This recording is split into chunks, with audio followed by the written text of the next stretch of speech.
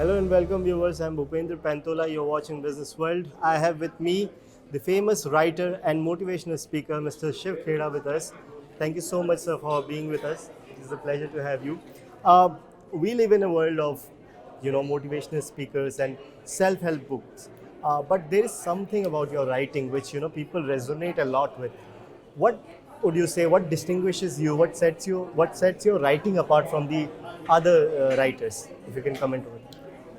Well, first of all, let me qualify my academics are, I'm a BCom third division, I failed my 10th. That's my academic.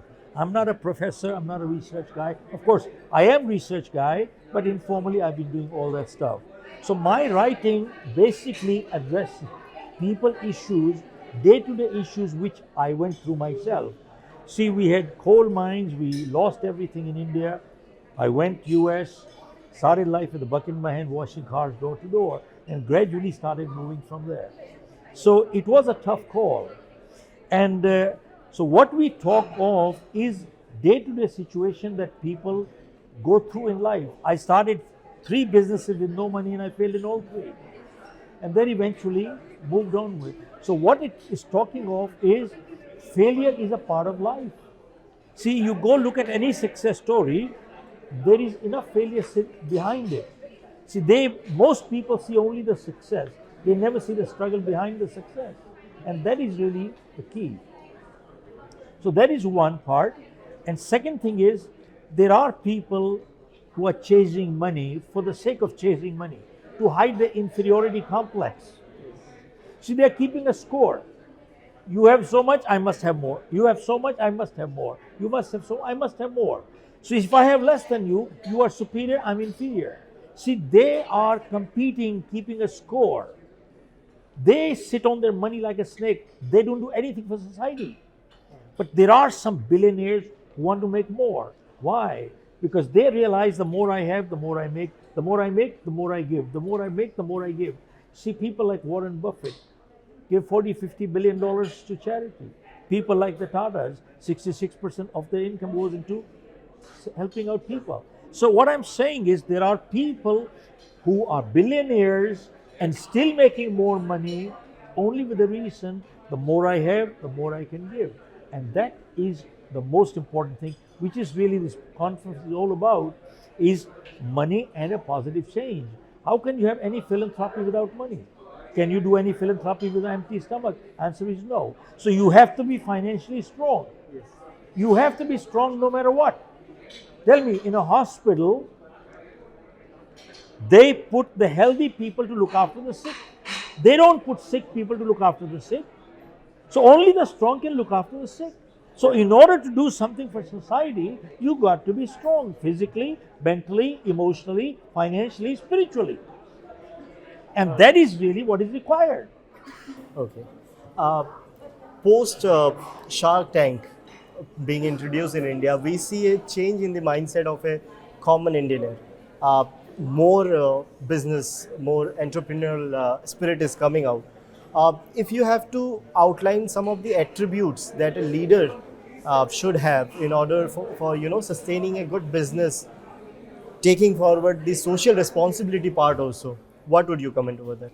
Well, I would say one thing, that the entrepreneurial spirit that you just talked about, look, whether you start your own enterprise or you're working for any company, if you don't take ownership, you are cheating people.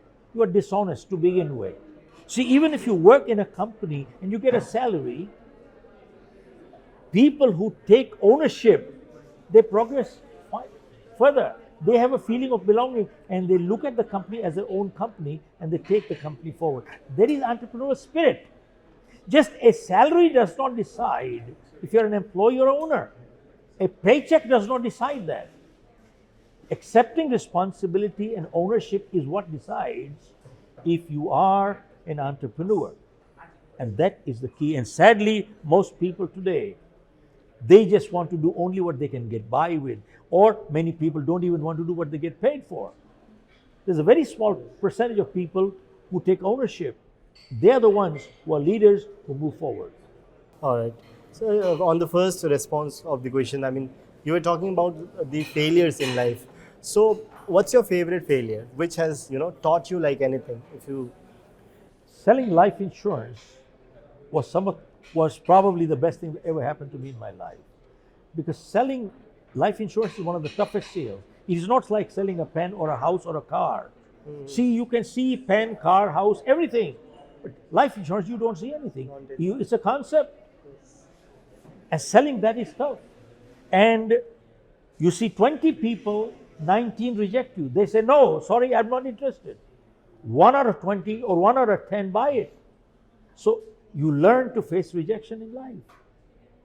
See, that is where you need to bounce back, come back again. See, sadly today, we're teaching our families only 2 words: success and win, success and win, success and win. But you remember one thing, life always does not go up, up, it also goes down. So you see, we fail in life, we lose in life. But they have never been taught this. But when they fail, they don't know how to handle it. So what do? They go into depressions, they commit suicide. And that is sad. So we need to understand that it is a stepping stone to success. all right. Sir, one of the common things today is never-ending chase, be it business or trying to gain knowledge. So that also at times lead to some sort of mental issues, and anxiety is one of the example of that. So if you have to comment over, how do you balance things out? How to be competitive? How to be more competent with the kind of mental well-being, if you can. First, do you know the definition between competence and skillful? What is the difference between being skillful and competent? Skillful persons are usually the competent ones. No, I ask you. Skill is an ability. Competence is ability along with the willingness and the desire to do the job. There are many skillful people who are totally incompetent. So, to succeed in life, we need 2 things. We need the skill and we need the will. One without the other won't do the job. They're both important. But between the 2, will is a little more important than skill. See, a champion boxer, when he was knocked down, he said, when I was lying on the floor at that time, it was not my skill that picked me up, it was my will. What skill? He already beat me. It was my will that kept saying to me, get up one more time, just get up one more time, get up one more time, and get up one more time, and get up one more time. It is my will that picked me up, and that is the difference. Thank you, sir. Thank you so much.